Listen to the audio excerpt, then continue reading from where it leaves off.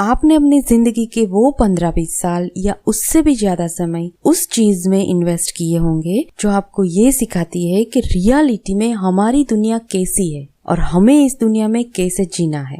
वो चीज है आपकी स्कूल और कॉलेज की एजुकेशन। लेकिन क्या आपने सच में उन सालों में स्कूल और कॉलेज में वो सब सीखा जो एक्चुअल में आपकी लाइफ में सबसे ज्यादा जरूरी सीखने वाली बातें हैं?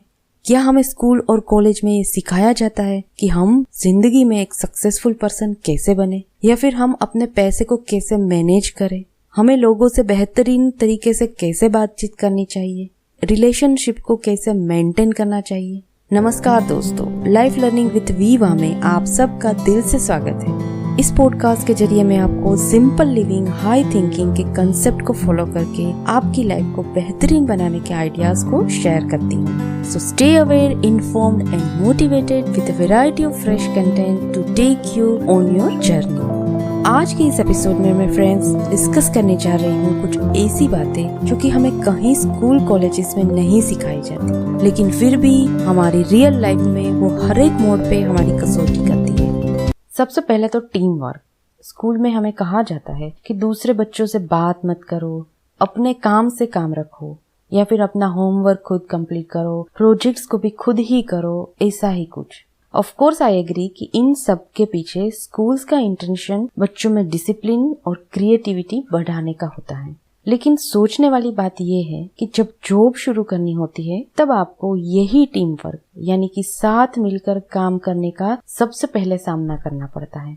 अब होता यह है कि आज की जनरेशन जिन्होंने स्कूल्स में भी अकेले काम किया है, घर में भी ऑलमोस्ट सब कुछ अकेले ही किया होता है, उनको शेयरिंग और डीलिंग विद अदर पीपल की बातों को डाइजेस्ट करने में बहुत टाइम लग जाता है। अगर स्कूल के वक्त से ही यानी कि यंग एज से ही उनमें ये एक दूसरे के साथ तालमेल बना के काम करने की, टीम वर्क करने की भावना सिखाई जाए तो उन्हें शायद अपनी पर्सनल और प्रोफेशनल लाइफ में बहुत ही कम सफर करना पड़े। अब देखते हैं दूसरी ऐसी कौन सी चीज है जो कि हमें स्कूल्स में नहीं सिखाई जाती। क्रिटिकल थिंकिंग, या तो फिर हम उसे practical thinking for day to day life problems भी कह सकते हैं। सिंपल वर्ड्स में कहूँ तो क्रिटिकल थिंकिंग यानी कि गहराई से सोचने की हमारी पावर। मेजोरिटी हमें स्कूल्स में रट मेमोराइजेशन पर ही कॉन्सेंट्रेट करवाया जाता है। मैथ्स और फिजिक्स के बने बनाए फॉर्मूलाज पर ही हम फोकस करते हैं, बजाय उसके कि इस फॉर्मूला को हम अलग तरीके से यूज करके अपनी क्रिएटिविटी दिखा सके। एजुकेटर सिर्फ उसी में इंटरेस्टेड होते हैं कि जो वो पढ़ाते हैं उसे स्टूडेंट्स अच्छे से समझ लेते हैं कि नहीं। एक सिंपल से जूते खरीदने से लेकर ऑनलाइन क्लासेस सिलेक्ट करने तक, या फिर घर ही खरीदना हो, हमें इतने सारे ऑप्शंस मिल जाते हैं कि अगर हम लॉजिकल और प्रैक्टिकली ना सोचे तो हमारा डिसीजन गलत हो सकता है। 12-15 साल के बच्चों में ये स्किल डेवलप करने के लिए उन्हें ये 5 स्टेप प्रोसेस सिखाइए। एक तो उन्हें किसी भी प्रॉब्लम को सबसे पहले पहचानना सिखाइए, फिर उसके रिलेटेड इंफॉर्मेशन कैसे इकट्ठा करें वो बताइए। इंफॉर्मेशन को इवेल्युएट करना वो 3rd स्टेप आता है, यानी कि उसकी एनालिसिस करना। फिर उस फाइंडिंग्स के आधार पर सॉल्यूशंस के बारे में सोचना उन्हें बताइए, और सिलेक्टेड सॉल्यूशंस को इम्प्लीमेंट करना फाइनल स्टेप होता है। इस 5 स्टेप्स को प्रैक्टिस में डाल के आप बच्चों में क्रिटिकल थिंकिंग एबिलिटी डेवलप कर सकते हो। सेल्फ डेवलपमेंट, ये तीसरा पॉइंट है। Goal setting, stress management and time management, ये सब सक्सेस के इम्पोर्टेंट इंग्रेडिएंट में से एक है। हर सफल इंसान की स्टोरी में कहीं ना कहीं ये बात छिपी ही होती है, पर स्कूल में इनकी बातें तक नहीं की जाती। एग्जाम का प्रेशर तो स्कूल में दिया जाता है, लेकिन उससे होने वाले स्ट्रेस से निपटाना नहीं सिखाया जाता। मार्क्स अच्छे लाने का प्रेशर होगा, लेकिन टाइम मैनेज करके आसान बनाने का तरीका नहीं सिखाया जाएगा। एक 10 साल का बच्चा भी स्ट्रेस से वाकिफ होता है, लेकिन इसे दूर करने के तरीके न जानने की वजह से वो गलत तरीके ढूंढने लगता है। आगे चलकर इस स्किल को डेवलप ना कर पाने से ही सुसाइड, डिप्रेशन जैसी केसेस बढ़ते जाते हैं। इससे बचने का बस एक ही उपाय है कि अपने बच्चों में छोटी उम्र से ही किसी भी परिस्थिति में ढलना सिखाइए। पॉजिटिव अप्रोच सिखाकर उनमें कॉन्फिडेंस बढ़ाने में मदद करें। कुल मिलाकर अपने बच्चों को सारी फैसिलिटीज प्रोवाइड तो करे, पर उन सिचुएशन के लिए भी तैयार करे जब उन्हें ये सारी फैसिलिटीज ना मिल पाए। उसके बाद जो स्किल आती है जो कि स्कूल में हम नहीं सीख पाते, वो है इमोशनल इंटेलिजेंस। थोड़ा सा मॉडर्न वर्ड है, आजकल बहुत ही सुनने को मिलता है। आपने भी शायद सुना ही होगा, EQ यानी कि इमोशनल क्वोशंट। दूसरों की फीलिंग्स समझ पाना, उनसे हमदर्दी रख पाना, अपनी गलती पर सॉरी बोलना। अगर आप में ये सब क्वालिटीज है तो आप इमोशनली इंटेलिजेंट हैं। अच्छा चलिए, EQ को समझने के लिए एक एग्जाम्पल देते हैं। क्या आपने अपने आसपास कोई ऐसा इंसिडेंस देखा है जब दो गाड़ियों की हल्की सी भी टक्कर होने पर वे लोग वर्ल्ड वॉर की तरह लड़ने के लिए तैयार हो जाते हैं? इसकी बस एक ही वजह है और वो है इमोशनल इंटेलिजेंस की कमी। जिनका EQ हाई होता है वे खुद को समझते हैं और दूसरों की फीलिंग्स को भी समझने की कोशिश करते हैं। टक्कर क्यों हुई? क्या गलती मेरी थी? अगर उसकी गलती थी तो क्या वो जल्दी में था या फिर कोई और रीजन था? ये सब पहले सोचते हैं, फिर उसके बाद कोई डिसीजन लेते हैं। इमोशनली इंटेलिजेंट लोग किसी के भी क्रिटिसाइज किए जाने पर इमीडिएटली रिएक्ट नहीं करते और कॉर्पोरेट वर्ल्ड में टिक पाने के लिए अपना IQ के साथ साथ EQ का भी हाई होना बहुत ही जरूरी है। उसके बाद जो स्किल आती है जो कि स्कूल में हम नहीं सीख पाते, वो है home repair, maintenance and cooking skill.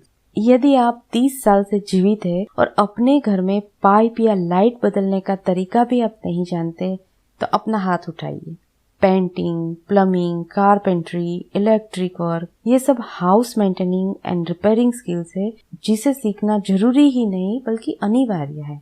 Cooking skills भी उतनी ही नेसेसरी है। हालांकि कुकिंग स्किल्स से मेरा ये नहीं मतलब है कि आपको वैरायटी ऑफ डिशेस बनानी आए। सिंपल बेसिक होम कुकिंग बच्चों को जितनी जल्दी आ जाए उतना ही उनके लिए अच्छा है। बच्चे कुछ साल बाद बड़े हो जाएंगे और आपसे दूर रहेंगे। अपने एजुकेशन के बेसिस पे उन्हें अच्छी जॉब तो मिल जाएगी, लेकिन अगर सेल्फ डिपेंडेंट न बन पाए तो सस्टेन करना आसान नहीं होगा। अनफॉर्चुनेटली एजुकेशन सिस्टम में ये नहीं सिखाया जाता।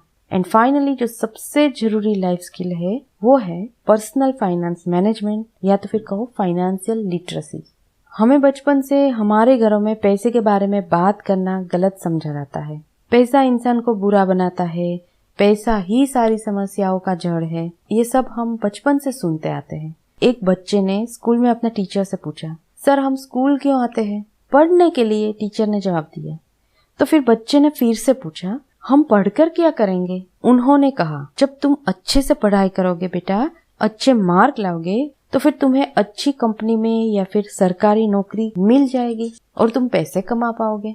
ये सुनकर बच्चे ने कहा, अगर ऐसा ही है तो आप हमें सीधे पैसे कमाना क्यों नहीं सिखाते? खैर ये तो एक तरह से जोक है, लेकिन इस एग्जाम्पल में पूछा गया सवाल एक कड़वा सच है। आज के कई ग्रेजुएट युवाओं को बैंक का चेक तक भरना नहीं आता।